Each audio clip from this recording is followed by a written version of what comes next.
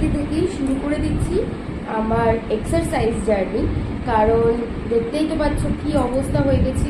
কোথায় 50 কিলো ছিলাম, 50 কিলো থেকে কোথায় চলে এসেছি, প্রচণ্ড মোটা হয়ে গেছি। তো সামনেই পুজো আসছে, তো ভাবলাম কিছু অন্তত করা যাক।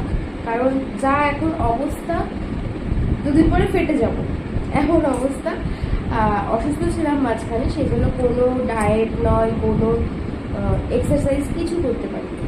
শুধু বসে বসে খাওয়া দাওয়া। সামনে এক্সাম ছিল, পরীক্ষা দিয়েছি, একটা বোর্ডের এক্সাম, ভীষণ টাফ ভাইটাল একটা জিনিস।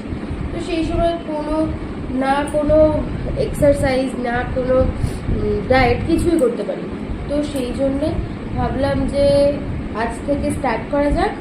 তোমরাও আমার সঙ্গে থাকো, আমাকে একটু সাপোর্ট করো যেন একটু কমাতে পারি, একটু যেন রোগা হতে পারি, কেননা প্রচণ্ড মোটা হয়ে গেছি।